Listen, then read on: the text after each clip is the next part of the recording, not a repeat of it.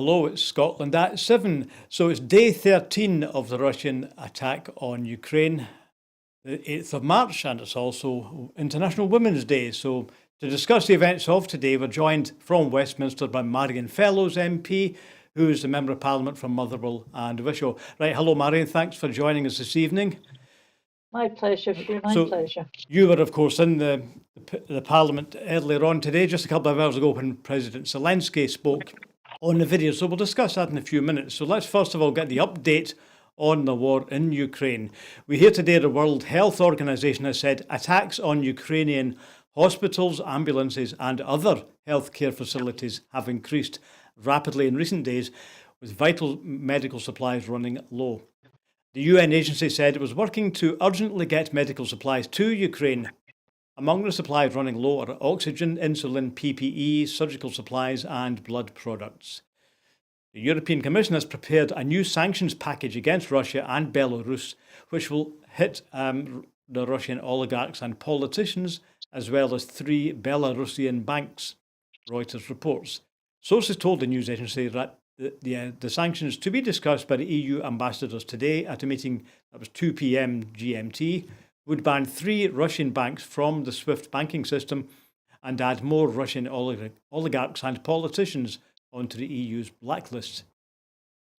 Ukraine's Ministry of Foreign Affairs has reported that 12,000 Russian personnel have been killed in its latest assessment of their losses to date. They said so far Russian forces have also lost 48 aircraft, 80 helicopters, 303 tanks, and 1,036 armed vehicles, 120 artillery pieces and 27 anti-aircraft warfare systems. The UN High Commissioner for Refugees, Filippo Grandi, says the number of people who have left Ukraine since Russia's invasion today reached 2 million. Russia has reportedly opened the humanitarian corridors from Kiev, Cherniv, Sumy, Kharkiv and Mariupol so that civilians can be evacuated. The Russian Defence Ministry made the announcement today, Reuters reports, citing the Interfax news agency. The Defence Ministry also reportedly said that Russian forces in Ukraine had announced a silent regime from 7 o'clock GMT. The Ukrainian Deputy Prime Minister has warned that although the first stage of Sumy's investigation has begun, Russia is preparing to disrupt the corridors being used by evacuees. Irina Vereshchuk said the Russian side is preparing to disrupt the work of the humanitarian corridors and manipulate the route to force people to go the other way. She later announced that a second humanitarian corridor has been launched between Mariupol and Zaporizhia. The evacuation of civilians from Irpin near Kyiv is also underway, according to Reuters, citing a Ukrainian official. So, Marion, you've probably heard, as we have, all sorts of reports that so-called humanitarian corridors have not actually operated. In fact, you maybe have heard reports that civilians have been shelled and that some of the so-called evacuation routes have actually had landmines planted in them, deliberately targeting civilians. Have you heard of these reports? Do you think that sounds like it's happening? Yes, I haven't heard as much news today as I normally would have. I've been extremely busy in the House, as you can imagine. There's been an urgent question on Ukraine. There's been all sorts of issues going on, but I do hear all of these things eventually. I think it's appalling. I mean, what has happened so far just shows that the lack of humanity. The Russian forces, they seem to think, or Putin rather, they seem to think that whatever they want they can get. And it's really, really worrying that he actually thinks that this is an okay thing to do.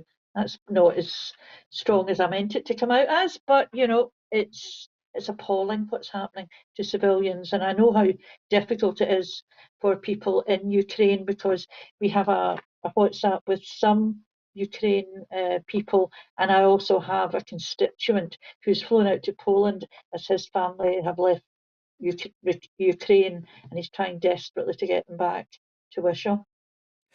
Yes, so we will look at the question of how many refugees Britain is helping with later on, but still the so-called humanitarian routes don't, according to the report today, don't appear to be working at all. Now let's move on to the big story today. You, of course, Marion, were in the House of Commons just about 2 hours ago when President Zelensky of Ukraine addressed the House of Commons by a video link. And so Ukrainian President Volodymyr Zelensky has likened Ukraine's fight for survival to Britain's fight against the Nazis in a deeply moving speech to MPs delivered by video, which they watched in the House of Commons. Referencing Churchill, Zelensky told them that Ukraine would fight to the end. He went on, "We will fight in the forests, in the fields, on the shores and in the streets." He also restated in discreet terms his call for NATO to enforce a no-fly zone over Ukraine, saying, "Please make sure that our Ukrainian skies are safe." The UK and other NATO powers are opposed to the idea. So let's have a look at the end of President Zelensky's speech and what Ian Blackford said in his reply a couple of hours ago today. Вашої держави і вашого народу. Слава великій Україні, слава Великій Британії. Дякую.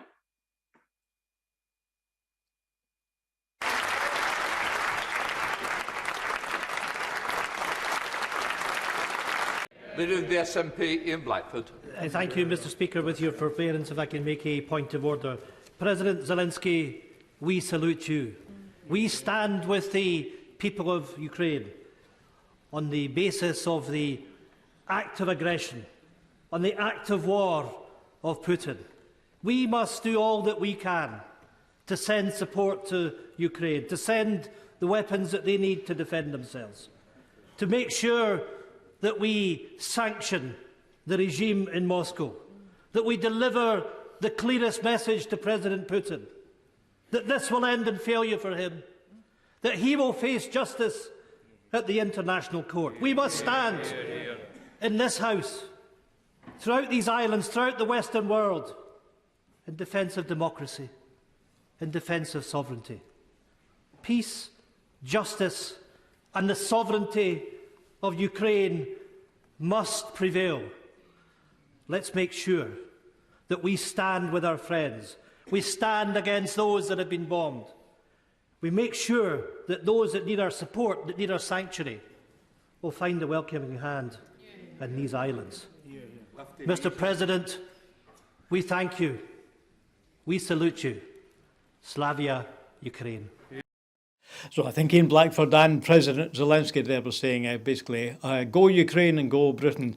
So first of all, I think President Zelensky, from the translations I've seen, Marion, he was obviously quoting Churchill or paraphrasing Churchill and Hamlet. He apparently said, to be or not to be, that's the choice Ukraine has now. So he's obviously done his homework there. So I think there was widespread support throughout the Commons. Ian Blackford spoke and so did the other party leaders. So quite a lot of unanimity there, wasn't there? Absolutely. I mean, the President got a standing round of applause, as did the Ukrainian ambassador last week at PMQs. And as you know, we're not allowed to applaud in the chamber normally, but it was really moving, watching a man in, what is basically combat gear, talking from the heart, looking for support, looking for help. And it's, day 13 of an invasion of a sovereign state is just something that I don't think any of us ever thought we'd see in Europe. And it's chilling. I think the President shows such empathy for these people, and Ukrainians are really rallied. And he's right. There's, I suppose they called it the Dunkirk spirit or the Blitz spirit in the Second World War here. And I think they've got exactly the same thing in Ukraine, but even more, almost a steely determination. And when you see the pictures of fathers taking mothers and children and leaving them at the border in Poland and then going back to fight, it's almost unbelievable. And the courage that the Ukrainians themselves are showing is just humbling, just totally, completely and utterly humbling. And we should and must do everything we can to support them, as Ian said.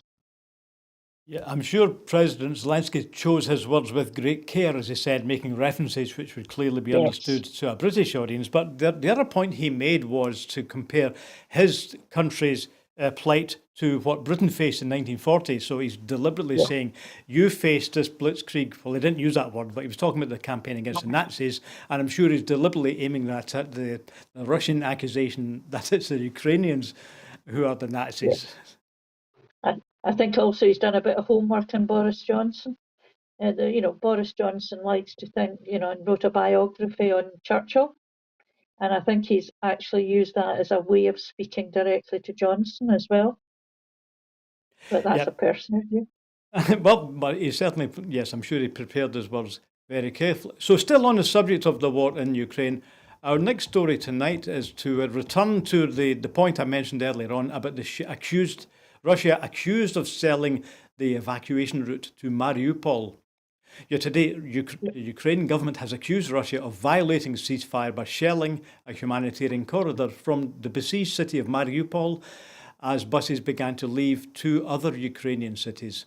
And a number of people who have fled from the country has now apparently passed 2 million people.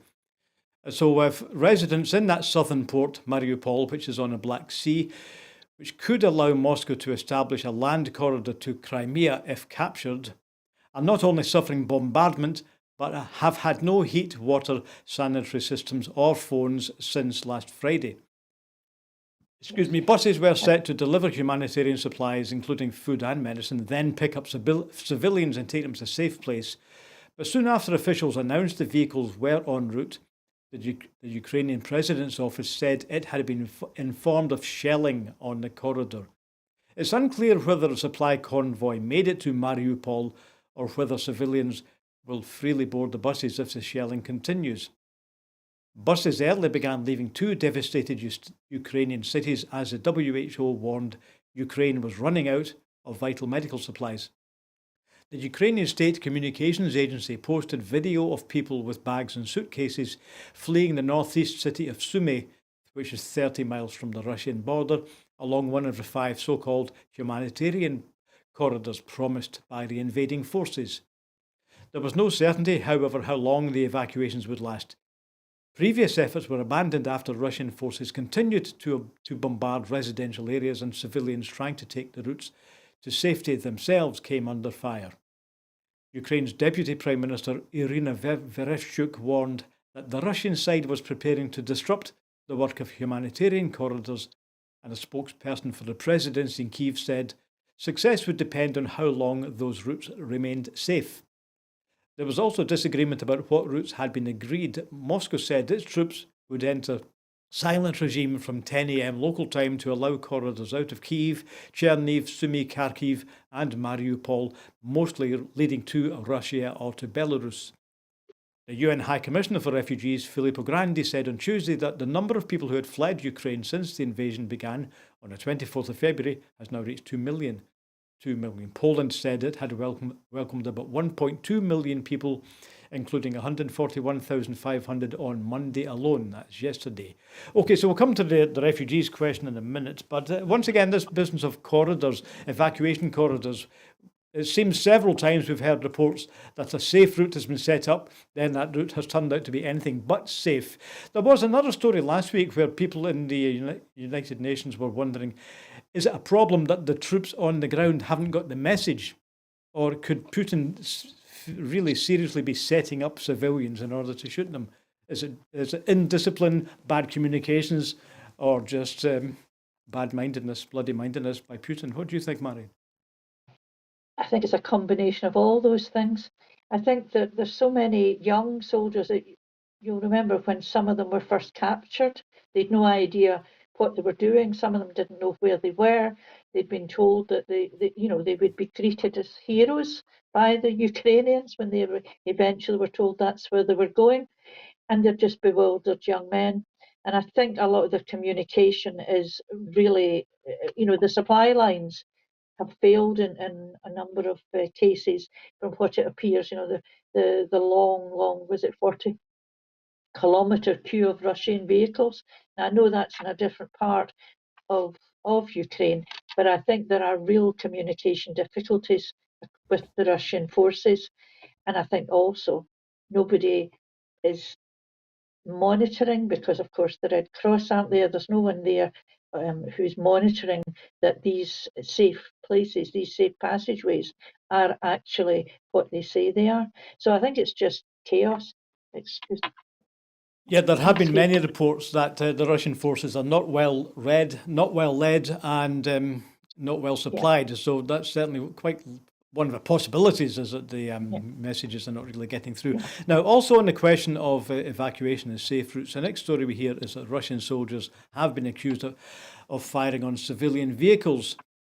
There are multiple instances where Russian soldiers have been accused of deadly fire on civilian vehicles across Ukraine. In a series of incidents in recent days, civilian deaths have been reported from the town of Makariv, which is outside Kyiv. Also the location of that deadly bombing of a bakery on Monday, yesterday, in which 13 people died, and on a minibus carrying teachers to an orphanage in the southern city of Mykolaiv. Video circulating on Ukrainian Telegram channels on Tuesday claimed to show footage of civilians being killed in Makariv. In the video, a car travelling by what appears to be a security camera mounted on a wall is seen first driving into shot and then immediately stopping when the occupants, said to be an elderly couple, see a Russian BMP armoured vehicle approaching at the head of them at speed. With the civilian car at a halt, the Russian armoured car then takes a slight turn at the junction and, still moving, fires 2 rounds from a heavy caliber weapon at the vehicle, destroying it. The armoured car pauses for a moment, then turns to disappear across the junction, followed by other armoured vehicles which came into view. In a second incident reported on Tuesday, the head of Mykolaiv's regional council, Anna Zamazeva, a city currently under Russian attack, claimed that 3 teachers who had been travelling by minibus to an orphanage for a shift change had been killed and 2 others wounded when their vehicle, marked with a Red Cross, came under fire. The latest 2 incidents come on top of a widely reported case of Anastasia Yanelskaya, 26, who was shot and killed in her car by Russian forces after delivering food to a dog shelter outside Kyiv. Marion, then, the number of instances of shooting on civilians is mounting. It's maybe getting a bit...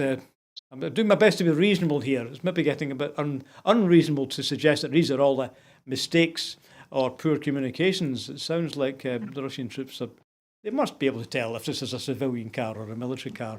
That's quite easy, isn't it, to spot the difference? Yes, indeed. And these are war crimes. People have to be held to account for these war crimes. International courts in The Hague will eventually catch up with what's going on. It seems almost out of frustration. I mean, it's impossible to actually attribute a motive for that. Is it fear? Is it panic? Is it just sheer bloody mindedness? Who knows? But no matter what makes these Russian soldiers do this, they're violating international law, and they must and should be held to account when this is over. Yeah, Putin is also responsible for this, as are his commanders. And it's not enough to say, we had all that. I mean, I'm not almost old enough to remember Nuremberg, but that's when people were tried for war crimes. And we've had recent cases, Bosnia. Again, I'm stumbling over the names, but people are eventually tracked down and punished for what they do. And this is going to not end when this war is over, because it's going to be continued to get justice for those innocent civilians who have been killed. Maybe one of the issues that's going to be resolved in this year of 2022 is whether international law still applies. Do you think it looks to me in a way there's an end of an era? We talk about the international relations between countries governed by regulations, by rules such as Nuremberg. And does it seem to you that President Putin is saying that doesn't apply any longer? Is he saying law is Western law? It doesn't apply to Russia. It's just the Americans. I've heard people from the Putin regime saying that so-called international law is just America's attempt to dominate the world. So are they really just saying international law doesn't matter to Russia. Yeah, I think that the Russian regime, Putin's regime, probably does feel like that. It's really difficult to understand what motivation he has for doing what he did. But I think perhaps he thought the West wouldn't stand up to him, and in many ways we haven't yet. But the economic sanctions are going to bite, and they are going to bite deep. And we know that there have been protests right across Russia against this war. So at the end of the day, it will come down to whether or not Putin can, take his people with him. We know that the Afghan war, they pulled out because of the losses they were taking, and this Ukrainian war could turn out to be exactly the same. So that I know we've seen huge changes in what was the USSR, then became the Russian Federation, and I think this is Putin's swan song. He wants to be seen as the strong man. He wants a legacy. He wants to build back Russian power. But I think letting Crimea be taken over, let him think that he would actually be able to do whatever he wished. But I don't think that's going to be the case in this instance. Yes, increasingly we I are think hearing Western figures such as President Biden. I think he said today that he cannot win. Somebody else, I think it was from Ukraine, said he may take cities, but he won't be able to hold Ukraine. So the likelihood of Putin coming out a success here seems to be very low. Now, we'll return to the question of sanctions in a couple of minutes, Marion, because that's also been in the news today. But just before that, we're going to go back to the question of the refugees. So various agencies say that probably something like 2 million people now have fled Ukraine going westwards, but they haven't come here, have they? An influential Conservative member of Parliament has today said that instead of criticising Ireland's open door policy towards Ukrainian refugees, the UK would be much better replicating Ireland's response after anonymous briefings claimed that Ireland was actually creating a security risk for the UK. Yes. This is Simon Hoare, who's the chair of the Northern Ireland Affairs Committee and a frequent commentator on Anglo-Irish relations, said that the UK, he said, needs to move today from pettifogging processes to active delivery. Don't criticise the Irish Republic, replicate it, he said. Remember how we responded to the Ugandan Asian crisis? We can and must do this. He was responding to claims that Ireland's decision to lift all restrictions for refugees fleeing war would create a backdoor to the UK, leaving the country vulnerable to potential criminal elements. Irish Government Minister Roderick O'Gorman told RTE's Morning Ireland that giving shelter to refugees was the right thing to do, revealing that 2,200 Ukrainians have now arrived in that country since Russia invaded on the 24th of February. That's 2,200 compared to 300 in the UK. The country, that island that has lifted its restrictions shortly after the invasion, allowing Ukrainians to arrive without pre-vetting or visas. Mr. Hoare was responding to a report in the Daily Telegraph that a common travel area meant that Ukrainians who don't pass UK security checks could simply reach the UK by travelling to Northern Ireland and then getting the ferry to the UK. Under the common travel area rules, UK and Irish citizens can travel freely between the two countries without passport checks, although in practice they are required by most airlines. The UK government source alleged that this opened a back door to the UK. Ireland has basically opened the door to everyone in Ukraine, which creates a problem, they told the Express. We've seen this before with migrants from Albania that came through Dublin into Belfast and across the mainland to Liverpool, creating a drug cartel route. The briefing made headlines in Ireland, where government officials have set up a refugee assistance operation at Dublin Airport, offering Ukrainians social security numbers, medical cards, housing and other supports. It's also opened a website where householders can register to take refugees in. Roderick O'Gorman defended the open door policy as the right thing to do, and he said the Justice Minister Helen McEntee was in regular contact with the UK Home Secretary Priti Patel. Ireland is to take 2% of all refugees flowing into the EU as part of the Brussels Pact among member states. Now, let's first of all look at this question, since it's been raised by the RTE. Somebody And the UK government apparently said this is a backdoor. Now, I've read denials that this is government policy. It looks like it's some unnamed official. What do you think's the status of this? We better not let too many in here in case they're drugs dealers. What do you think of Patel's policy? Is that somebody interpreting how Patel looks at immigrants? Well, the Home Office has had a hostile environment for a number of years since Theresa May was Home Secretary, and they're not actually geared to welcome people into the UK at all. In fact, the Home Office systems are all designed to keep people out. And this today in the chamber, Kevin Foster, the Immigration Minister, who was, as I described him later, a human shield for Priti Patel, who didn't come to answer the urgent question on visas for people fleeing Ukraine.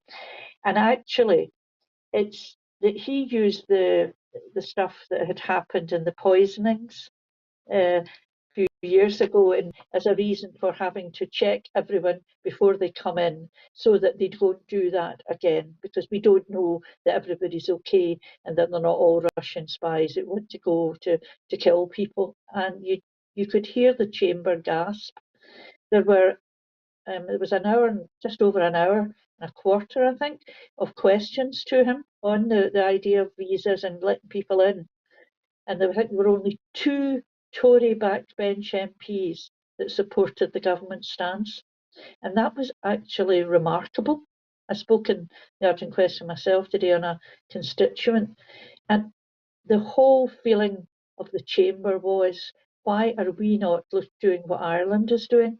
Now, I did hear that there might be some movement by the government, but I'm beginning to doubt it. And I think the thing that really sticks in my craw, you mentioned Ugandan Asians. Priti Patel's family came in at that time. And it's almost as if once you get in, you just pull up the drawbridge and no one else can get in. Everyone who's trying to get here is only here to steal money from the country. We can't afford all these people. And the UK has legal responsibilities for refugees. We've signed convention after convention. We're part of the United Nations. We should be taking these people in. We should be, and there are thousands of people across the UK and in constituencies far and wide across the UK who have registered to welcome refugees. They've been talking about a humanitarian visa, and people have been and getting sponsorship. And the Home Secretary yesterday twice talked about the visa, a visa application centre in Calais, which turns out not to be the case. She's also mentioned today was the one at Lille. They're mentioning go to Brussels. They have done so much to frustrate people getting into the country, even if they have family here. It's an appalling indictment on what this government thinks people in the UK want.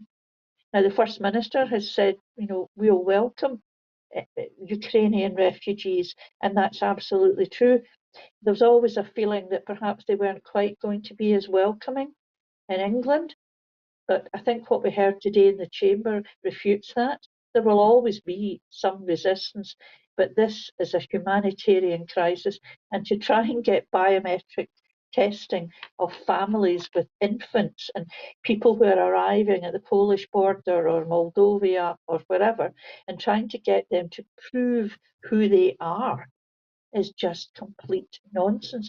The whole Home Office system has fallen apart, and I have proof of that. But my constituent is trying to get his wife and daughters out of Poland now because they had to cross Ukraine to get there, and they're on train after train to try, and now they're going to Warsaw, and there's no guarantee when they get there that it will be any different. They are using the normal processes to try and get people into the UK, and this isn't a normal time. This is a humanitarian disaster. And if Boris Johnson wants to lead global Britain, he needs to look at Ireland, see what they're doing, and replicate it. So what you're saying then is that the UK's failure to basically let anybody in out of these 2 million, apart from a handful, you're saying it's not really incompetence. It's not that it was a weekend and there wasn't anybody in the office. You're saying it actually suits them. It's really still part of the hostile environment. So, but the UK's been saying that, well, ministers and Patel have been saying, oh, we're going to make it easier to get visas, but that wasn't even true, was it? She was actually lying to the House the other day because this visa system in Calais didn't exist. There was no British staff there. So she's lying. And are you saying she's actually doing that because, in fact, we don't want to let foreigners into the country? It's a combination of that's the ethos. Don't let anyone in. But the practicalities of being able to even try and issue some sort of visa, or, if they're not going to let people in without visas, then they need to have a system that works. And I know from a constituent today that they arrived first thing in the morning at a visa application centre. They were supposed to be seen yesterday. They were told to come back today. And eventually it was, the place was shut and everyone was put outside. And what he said to me was there were upwards of 500 people there and absolutely no organisation. Everyone was shepherded into a cafe and there was no help at all. No signage, no direction, maybe 5 staff running around with scraps of paper. It was bedlam. Because the whole function of the Home Office seems to be to keep people out, they don't know how to organise to let people in. Yep, so And that's... it's just chaos and it's appalling. That's fine. So that's your opinion then? It's Well, it's appalling. actual fact because that's what happened to a constituent of mine who flew to Poland to try and get his wife and her daughters out on a visa that he's been trying to get since the 12th of February. So the proof of the pudding is that, people are just not getting through whatever the UK government says it's doing. What it is succeeding in doing is not letting people in. So perhaps that's the policy after all. Now, let's go back to the question of economic sanctions against Russia. Oil prices surged today, Tuesday, as the United States and the UK moved to ban Russian oil imports, a decision that's expected to worsen disruptions in the global energy market as Russia is the second largest exporter of crude. The oil market has gained more than 27% since the beginning of March as the Russian invasion of Ukraine intensified and the United States and other countries brought more sanctions designed to cripple the Russian economy. That has upended energy markets as Russia is the largest exporter of crude and fuel products combined in the world. US President Joe Biden today announced a ban on Russian oil and other energy imports. That's Tuesday today, while the UK said it will phase out the import of Russian oil and oil products by the end of 2022. The benchmark price of Brent crude for May shot up by 6.5% to $131 a barrel this evening. US crude for April delivery was up $7 or 6% again to $127 a barrel, roughly. Even though the United States imports very little oil from Russia, the ban is one more source of supply loss, said Mark Smith, who's a leading oil analyst at KPLER. It's just one more escalation in a series of events which have pushed crude and product prices higher, he said. The import bans could send global oil prices spiralling to $200 a barrel, analysts at the Oslo-based consultancy Rystad Energy said. Okay, just before we discuss that, Marion, I also looked up today, the European Union have really echoed what President Biden said, and they're going to try and move out of Russian oil by the end of this year. The EU reckons they can cut Russian imports by 2/3 by the end of 22, and Britain's also aiming end of 22. And I think Joe Biden's saying right now, we're not going to take any more Russian oil now. So let's first of all look at the economic stranglehold. The assumption is that this is going to, in the short to medium term, going to really put a straitjacket on the Russian economy. Right? So do you think this is going to bite, and is there any likelihood that's going to change Russian policy? I think it is going to bite. The problem is Russian policy isn't dictated by someone who thinks logically. I think it has to be done. I think the sanctions will work. But sanctions go two ways. We'll have to take a bit of a hit as well here, although Scotland only imports about 2% of Russian oil. But I think we can't allow this crisis to let us roll back on our commitments. We had COP26 in Glasgow last November. We have to be very careful that we don't use that as an excuse to go full throttle importing more oil and gas. But what we should be doing is looking at our alternative stuff, the wind power, wind and wave, all of the stuff we've been talking about for a long time. And this has to be further enhanced in the UK. And what we also really need to look at is the charges that we have.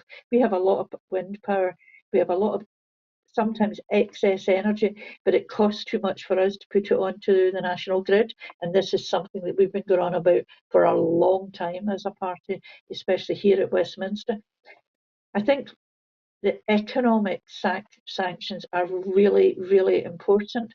But even then, when the UK government's looking at stuff, everyone passed the bill on economic sanctions last night. Was it only last night? Because this week's moving so fast. And everybody agrees it should be done, but everyone, apart from the UK government, actually believes that we should have gone further and sanctioning individuals and doing what the French and Germans have already done, seizing super yachts, all of that. But London is awash with Russian money, and there's a hesitancy with the UK government because the Tory party has taken so much Russian money over the years. They are really trying not to be as swift or as lethal as we think they should be with sanctions. Yes, on Russian yachts. I noticed that President Biden also drew attention to that today because I guess the American audience isn't so familiar with the Russian oligarchs as we are here. I saw Abramovich's yacht in the Clyde a couple of years ago, So, I mean, people in Europe are not surprised if you're at one of the big resorts in Europe and you see a big boat there and you say, oh, that'll be one of the Russians. It's really not an unfamiliar sight. But also, it's not unfamiliar now to see some of them mothballed. I think there's now about half a dozen of them have been tied up in Europe and covered up. They're not going anywhere soon, but not one in Britain, and no one's had their house taken. So there is that whole debate there about what's Britain going to do about the Russian money. But let me just focus first of all on the other dilemma you mentioned, Marion. How are we going to get out of dependency on Russian oil? I mean, Ursula von der Leyen today said from the European Union, we must become independent from Russian oil, coal and gas. We simply cannot rely on a supplier who explicitly threatens us. But then she goes on to say that obviously renewables, this is now our opportunity to move into renewables. Against Frans Timmermans, the Vice President of the EU, said the same thing. Renewables are cheap, clean, a potentially endless source of energy, and they are here. They create jobs here. They don't create jobs somewhere else. But the point is, I'm going to come to a question in a minute. My point is that President Biden, although he also said that today, yeah, maybe we should do renewables and maybe we should start winterproofing homes. I think he's talking about insulation. But he also clearly said to the Texas oil owners, he said, start producing more oil. He said there are hundreds of people who've got oil permits in America on American soil and they're not using it. So we could go either way, couldn't we? We could use this as a great standing point to move to renewables, or we could just start pumping more oil or more gas from Qatar. Yeah, and that's not the answer, long-term answer. Renewables is the long-term answer, and it also is about a sustainable industry. It's about all the stuff that we've said. We've had warnings about global warming, and we really need to take heed to this. We can't allow the crisis that we're going through just now to affect the drive towards renewables. Otherwise, we're going to pollute the planet even more, and that can't be allowed. I mean, I think the Germans were remarkably firm in what they did because they're the ones that signed all the deals with Russia to get the oil pipeline going through and the gas pipeline going through Germany, and they have said no, enough, no more. And you've already said what the German ministers have said about renewables. This is an opportunity in some regard to actually push renewables and to make it easier and make it easier for us to generate our own power, and also for the planet to be healthier. So this is maybe the opportunity to push forward that transition, the just transition, of Yeah. course, in the words of the Scottish Government. So obviously we'll return to that. That's a constant issue these days. We're going to look at a domestic story next, Marion. The UK Government is under mounting pressure to deliver a comprehensive package of support in the upcoming spring statement after a new report issued a stark warning that households across the UK could face the sharpest decline in real incomes since the 1970s. The Resolution Foundation's Living Standards Outlook for 2022 highlighted that real household income could plunge by 4% for working age people in this financial year of 22 to 23, with real incomes dropping by about £1,000 per household for non-pensioners. That's a level of decline which would usually be associated with a recession, according to researchers. The think tank's principal economist added that for millions of low and middle income families, this inflation-driven squeeze will be made worse by a living standards roller coaster. Working age benefits and state pensions are due to be uprated by just 3.1% next month, at a time when inflation could be as high as 8%. Commenting, your colleague Alison Thulis, the SNP's shadow chancellor, said households across the UK are being hammered by a Tory cost of living crisis, made worse by the Tories' refusal to tackle soaring energy bills like other European states have. Unless the UK government wakes up to the crisis that has been a decade in the making under its watch, then many will be pushed over the brink. The latest warnings from the Resolution Foundation make for grim reading and must serve as a wake-up call for the Chancellor. So I guess the point that Alison Thules is mainly talking about there is that severe price caps have been put on energy prices throughout Europe, and we who actually create energy in Scotland are still having to face doubling and then a doubling again of prices. There's more dreadful warnings today that maybe household bills will go up by another £1,000 a year. So are we really saying here we need a new energy policy? We need to nationalise energy? Is that what the sort of radical approach we would need? Well, I think what we need is a government that's sensible, a government that doesn't hammer the poorest, and a government that doesn't let big business like the banks away with, they were supposed to be a tax on banks, and that's been knocked back. But this government's quite happy to put the tax onto other people. The rise in national insurance, for example, and it's really what this government has done is looked at things even 4 or 5 months ago, and the whole landscape has changed. It's a bit like when they said, well, the pandemic is over, so we'll take the £20 a week off universal credit, without any thought into how people are actually going to live. And people are actually going to freeze. People are actually going to starve. I was at a local food bank on Friday. People are struggling, and it's the poorest in our society that are struggling, and this government has no record on helping the poorest. It's every record on helping big companies and friends and donors, but nothing about helping normal folk live and manage through this crisis. I mean, you mentioned it, you said double. Well, our energy prices are going to go up 54%. In France, it's going to be about 4%. Why? France isn't a richer country than us. It's about what the government sees as its duty and how it can best help its population. Whereas this is a government for large industries and donors. It's not a government there to help people in what is going to be a really, really difficult time. I remember the 70s. I remember prices going up. I remember how it affected people, and it's actually going to be worse, because what we have now, in a way that we didn't have in the 70s, is folk who are out working, who are also having to have benefits to top up the miserable wages that they are paid. And even with their so-called, what Alison Thulis refers to, and we all refer to as their pretendy living wage, people are working and can't manage. And people who are on benefits are just going to be thrown to the heap. And of course, the Chancellor didn't do anything about the triple lock, so pensioners are also going to feel it. And the fact that, again, you've mentioned that they're going to possibly raise the price cap in 6 months, what's that, in October, just as we're heading into another winter. It just doesn't bear to think about. They need to go back to the drawing board and work out how to help people who, through no fault of their own, find themselves and will find themselves unable to live. Right. Yeah, thank you. But that was a good point, of course, as the Chancellor looks to the spring statement, then he's got to recognise that things have changed. It's not business as usual. We are in the middle of a crisis. Things are not the same as he planned a few months ago. Now, so there's a cost of living crisis, and we're now going to move on to the Brexit crisis, which also continues.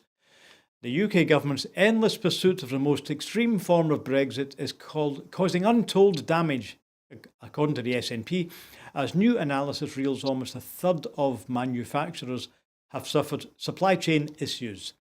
New figures from the Office of National Statistics, that's the ONS, have concluded that 30% of Britain's manufacturing businesses and wholesale and retail sectors have reported global supply chain issues in January, with 16% of all firms admitting that they too have been hit with difficulties.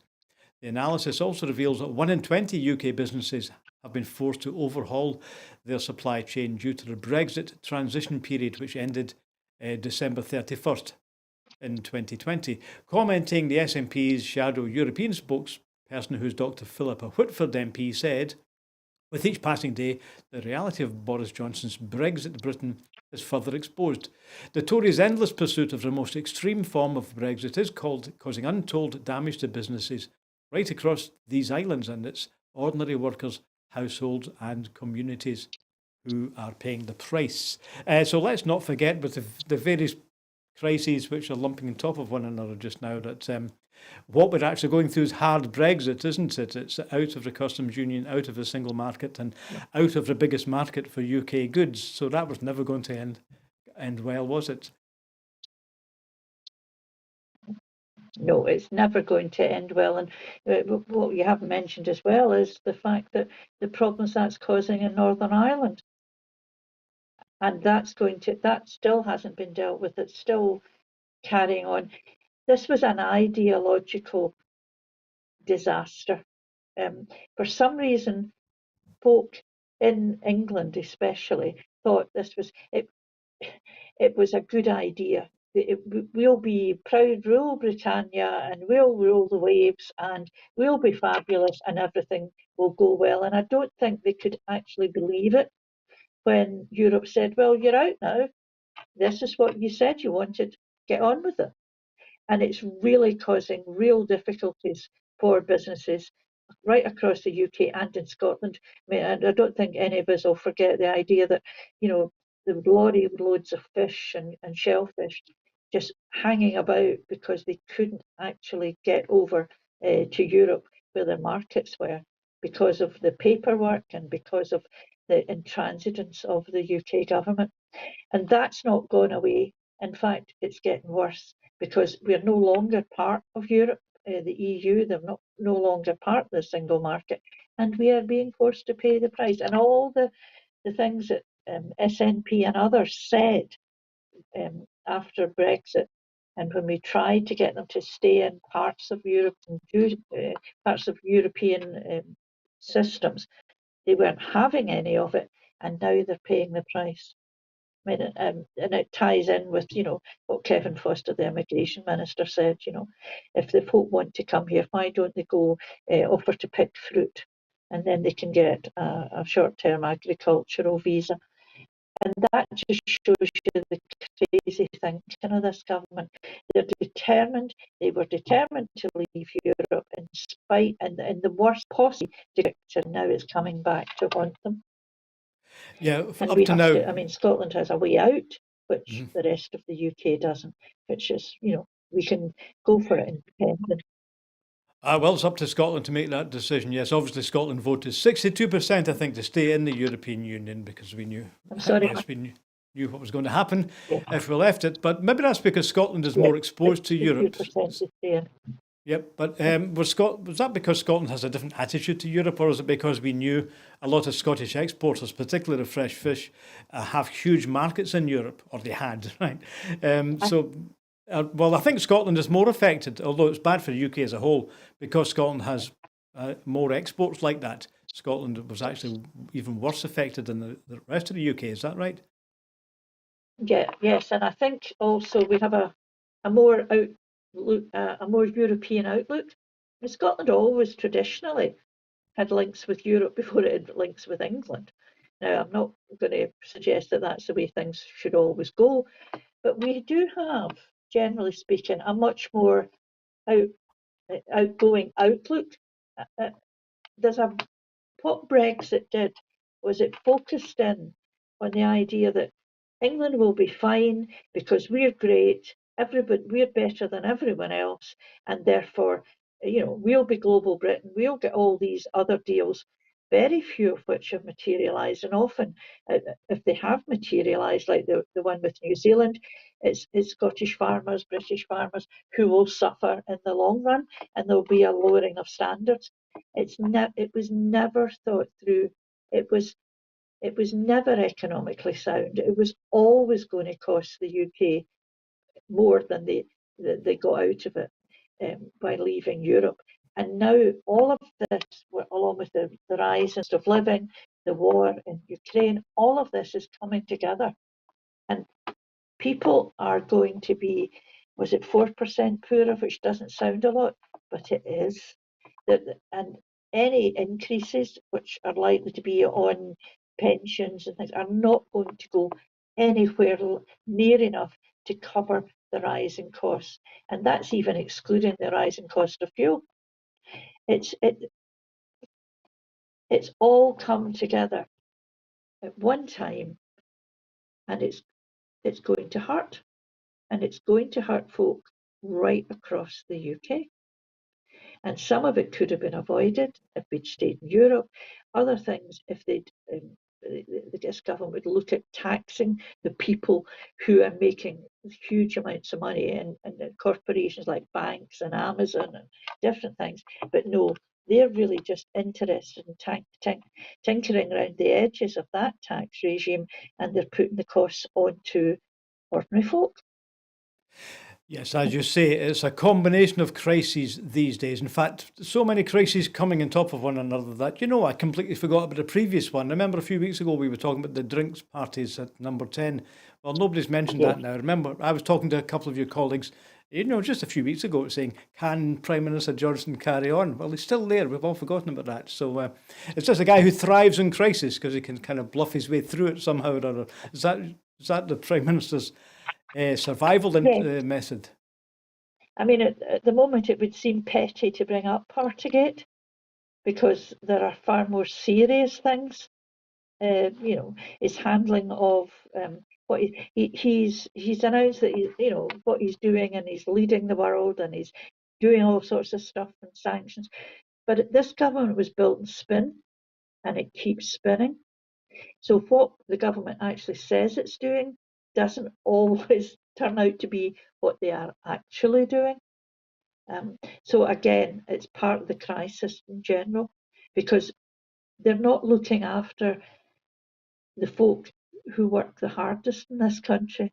They're really looking after the rich. Yep. Well, one point about the parties, I was reading Marina Hyde in today's Guardian, and she's saying, well, maybe parties don't seem to be important, but when you think about it, there were more people at the parties than they have allowed in from Ukraine so far since this crisis. So I'm going to finally move to a story leading up to the First Minister. We're going to leave you tonight with the First Minister's remarks today to the Scottish Parliament, recognising International Women's Day. And before we do that, we had today recommendations from an independent report on misogyny and criminal justice in Scotland. And the report has been welcomed in principle by the First Minister.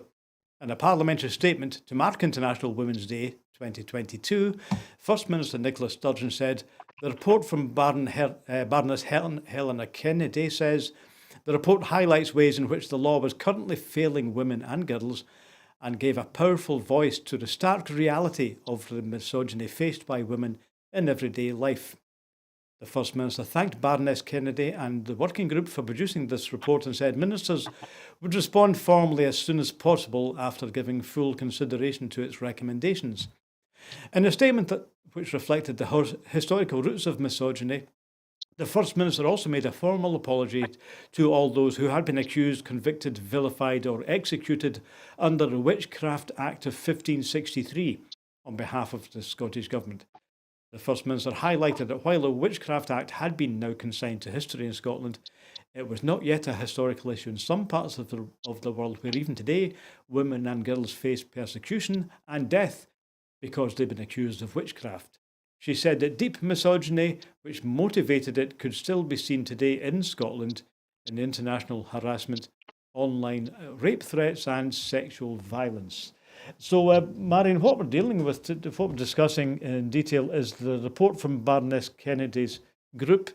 And what it basically says is that, I think, really to summarise it, that Scotland needs to create a new offence going beyond the initial existing legislation, for example, in the Equalities Act or in other acts about defending women, and that misogyny itself should be a crime. And that's what's being proposed by Baroness Kennedy's report. Now, she can't, of course, propose law. That's why the First Minister has said we'll look at it. And I think the First Minister is really probably giving the idea that this will be introduced as a law through the Scottish Parliament. Have you had a chance to follow the exact detail of what Helena Kennedy's been arguing?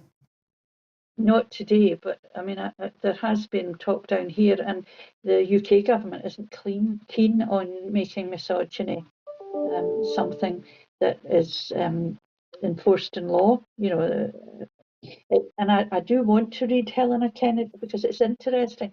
Helena Kennedy is a Labour peer, but she's looked at this specifically for Scotland. She understands Scots law. And I think it's it will be, I'm absolutely convinced, it will be a really thorough and well-sourced report. She's highly regarded both here and both in Scotland and in the UK. And I will sit down at some point soon and read this report. Now, I'm speaking on International Women's Day on Thursday. The Thursday debate on International Women's Day is today. And I think it's interesting, the theme is, cut the bias, to get, to make sure that women do get treated, there's gender balance, gender equality, and a sustainable world is part of it. And I think that's really, really important. I was really heartened to see that. So I will be reading Helena Kennedy's report, and I do agree that for centuries, women have been treated badly and in a misogynistic way. And that's come back. We don't now burn women at the stake, but we do things on Twitter, and young women especially, and people of different ethnicities, and for whatever reason, women can be treated so badly. And actually, a lot of it, in my opinion, goes back to the way that porn has been so easily available to young men, and what they see online, they think that's the way often to treat women. And there's so many groups out there who actually encourage, it's a form of hatred. And I don't know, you can't blame Twitter or Facebook for what people think. But when that's all the kinds of thoughts that young, impressionable men especially see, they think it's okay. And we have to knock that on the head. And speaking as a mother and grandmother, we have to bring up boys to understand that women are equal and that women deserve respect. Yes, I've had a look at the report today, and I haven't had a chance to look at all of it, but it is well argued and well researched. There is evidence backing up what they suggest. And in fact, you're quite right. They do make the point that online abuse is a thing that has risen. That's what's increased recently. And so there definitely is a point there. And they're also saying that, yeah, we need to educate people. Specifically, what they're calling for is, if you can summarise the whole thing in 4 bullet points, Baroness Kennedy suggests a new statutory misogyny aggravation. So she's suggesting that the Scottish Parliament should debate and then pass that. Secondly, there should be a new offence created of stirring up hatred against women and girls. Thirdly, there should be a new offence of public misogynistic harassment. And fourthly, that the government would create a new offence of issuing threats or revoking rape or sexual assault or disfigurement of women and girls online. So they're suggesting those should be new offences, and they're very gently suggesting to the Scottish Parliament, maybe you would like to debate this and turn it into law. So that's where we are just now. So I'm going to finish up on that tonight, because we're going to, as I mentioned at the start, just go straight over in a couple of minutes to the First Minister, who spoke this afternoon. So just before we do that, can I remind all our people viewing that we also have bills to pay. Of course, it's going to cost a lot more to keep the studio lights on. So we're entirely supported by our supporters who go online on that link below and sign up to a standing order. Whatever you can afford helps to keep Broadcasting Scotland going. There's such a lot to discuss from the Scottish point of view, as we've heard already, and we think we need independent broadcasting for Scotland, but we need your help. So please give us a hand and keep us going. And penultimately, I'd like to thank Marion Fellows for joining us today. I know it's been an extremely busy day down in Westminster, so I'm glad you were able to squeeze in an hour at the end of it. And you've got more to do this week, haven't you? You know, a lot more to do, but yes, and it has been busy, but that's the job. And I think it's been a day that I think we should all reflect on. I thought the speech from the Ukraine president was just amazing, and we really need to keep in mind that we have to help Ukraine, and we have to get as many people who want to out of Ukraine or Poland or wherever they are and bring them here to where it's safe.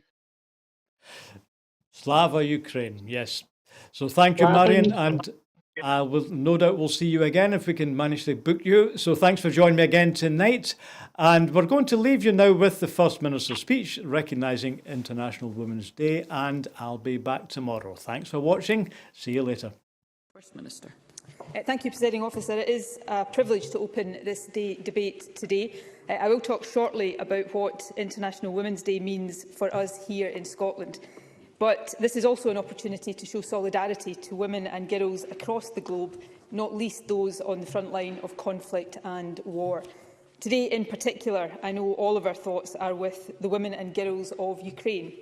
Ukraine is one of the countries across the world that marks International Women's Day with a public holiday. This time last year, thousands marched through the streets of its capital city, Kyiv, to demand gender equality. Today, the reality could not be more different. Kyiv and cities across Ukraine are under brutal Russian bombardment. Far from participating in peaceful democratic protest, Ukrainians are now fighting and fleeing for their lives. So today, from our national parliament here in Edinburgh, Kyiv's twin city, let us send the women and girls, men and boys of Ukraine our love, solidarity and support.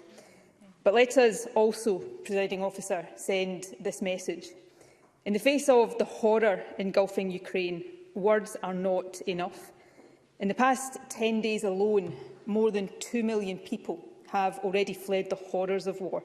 That number is rising rapidly. The majority of those seeking refuge are women and children. So far, the UK's response has fallen short. Today, on International Women's Day, I appeal to the UK Government to follow the example of Ireland and other EU countries. Refuge and sanctuary first, bureaucracy second. Let people in and do the paperwork afterwards. Let's open not just our hearts, but also our doors. Our common humanity demands it. Presiding Officer, the theme of this year's International Women's Day is Break the Bias. 3 short words that mask the scale of the task we face if we are to ensure equality for women and girls here at home and across the globe. The bias we seek to break is ingrained. Its roots are deeply historic, and I'll reflect on that point later. But its impacts are very current, and all women experience it in some way, shape or form. Of course, for minority ethnic women, disabled women, trans women, lesbians, the impact is compounded. The bias we must break encapsulates prejudice and discrimination, outdated gender stereotypes, sexism and misogyny. Attitudes that have no place in modern society, but which still shape and limit the lives of women on a daily basis. These attitudes result in the systematic underrepresentation of women. They result in the undervaluing of the contribution women make to our society. And they result in too many women living in perennial fear of harassment, abuse, domestic and sexual violence, and, in too many cases, murder. Breaking the bias must mean changing all of that, or it will mean nothing at all. And let's be clear, it is not women who need to change. What must change is a culture in which prejudice, sexism and misogyny still thrive. International Women's Day is, of course, a time to take stock of progress made. And there has been progress. I stand here as the first woman to hold the office of First Minister. I lead a gender-balanced cabinet. 45% of this Parliament's members are women, and albeit very belatedly, we now count amongst our number women of colour. All of that is progress, and it is helping drive deeper change. The world's first comprehensive women's health plan, free period products, removing for women and girls both the financial cost and the stigma of periods, reform of the law on domestic abuse, the doubling of early years education and childcare and the new child payment, tangible examples of policies that are making the lives of women and girls better. So we should celebrate progress made, but we mustn't let it mask the deep inequalities that still exist across society or distract us from the work still to do. Better representation is not yet equal representation, not here in Parliament or across our council chambers, not on company boards or decision-making bodies the length and breadth of the country. Women still bear the biggest responsibility for childcare and unpaid care more generally. Women are still much more likely to work in occupations that are underpaid and undervalued. And of course, the lives of women are still blighted each and every day by an epidemic of harassment, abuse, threats and violence. An epidemic that seems to be getting worse, not better. That problem is real and it is very current. But the misogyny that motivates it is age-old. That's why I want to focus the remainder of my remarks today on 2 issues, one deeply historic and one contemporary, but linked by that common thread of misogyny. Before this Parliament right now is a petition demanding a pardon for the more than 4,000 people in Scotland, the vast majority of them women, accused and in many cases convicted and executed for being witches under the Witchcraft Act of 1563. Those who met this fate were not witches, they were people, and they were overwhelmingly women. At a time when women were not even allowed to speak as witnesses in a courtroom, they were accused and killed because they were poor, different, vulnerable, or in many cases, just because they were women. It was injustice on a colossal scale, driven at least in part by misogyny in its most literal sense, hatred of women. The pardon the petition calls for would require this Parliament to legislate, and in future this Parliament may choose to do so. But in the meantime, the petition also calls for an apology.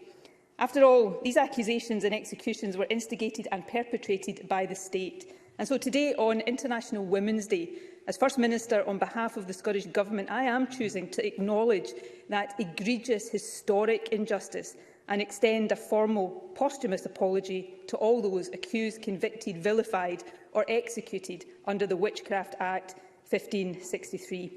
Now, some will ask why this generation should say sorry for something that happened centuries ago, though it might actually be more pertinent to ask why it has taken so long. But for me, there are three reasons. Firstly, acknowledging injustice, no matter how historic, is important. This Parliament has issued, rightly so, formal apologies and pardons for the more recent historic injustices suffered by gay men and by minors. We're currently considering a request for a formal apology to women whose children were forcibly adopted. Reckoning with historic injustice is a vital part of building a better country. So too is recognising and writing into history what has been for too long erased, the experiences and the achievements of women. Second, for some, this is not yet historic. There are parts of our world where even today women and girls face persecution and sometimes death because they have been accused of witchcraft. And thirdly, fundamentally, while here in Scotland the Witchcraft Act may have been consigned to history a long time ago, the deep misogyny that motivated it has not. We live with that still. Today it expresses itself not in claims of witchcraft, but in everyday harassment, online rape threats and sexual violence.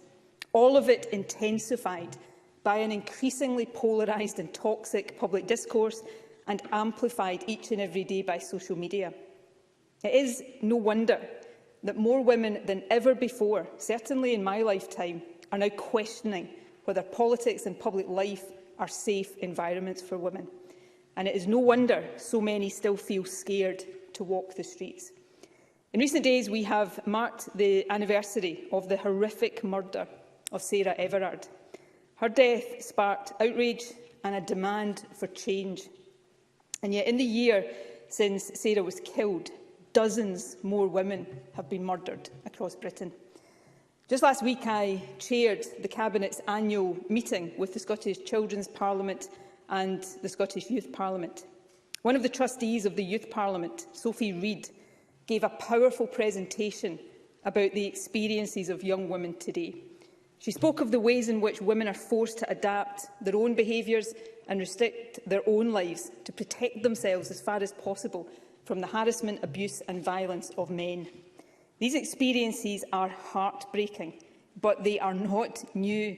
These are also the experiences of my generation and my mothers and my grandmothers. If they are not to become the experiences of the next generation too, a line in the sand must be drawn. It is no longer acceptable to expect women and girls to adapt and accommodate. It is time to challenge unacceptable male behaviour and better protect women from it. We must change for good the culture of misogyny that has normalised such behaviour for far too long. And it is, of course, in this context that Baroness Helena Kennedy's working group on misogyny has this morning published its groundbreaking report. I thank Baroness Kennedy and the working group, including, of course, the late and sadly missed Emma Rich, for producing such a powerful and compelling report. Its recommendations are bold and they are far-reaching.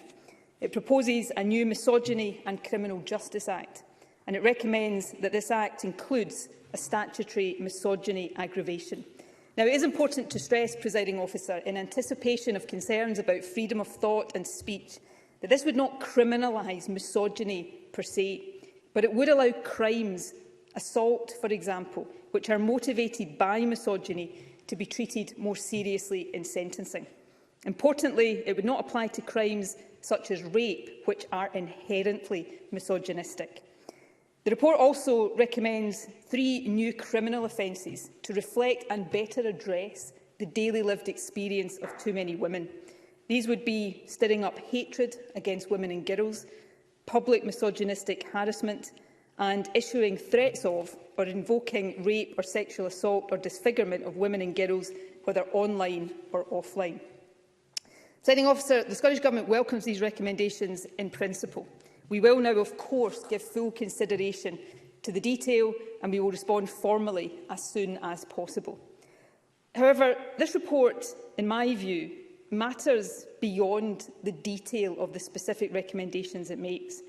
It matters because it acknowledges and it gives powerful voice to the stark realities of everyday life for women. It recognises that misogyny is endemic and that it blights the lives of women every single day. And it rightly points out that not all men are misogynist, but all women do experience misogyny. It also recognises the power of the law to drive social and cultural change and concedes that for women and girls, our law is currently failing. And perhaps most importantly of all, it articulates a fundamental truth that, on this International Women's Day, we must all reflect on. A society in which women do not feel safe is not one in which we can ever be truly equal. Presiding Officer, on International Women's Day, let us in this Parliament rededicate ourselves to building a society in which women and girls are safe and in which they feel safe.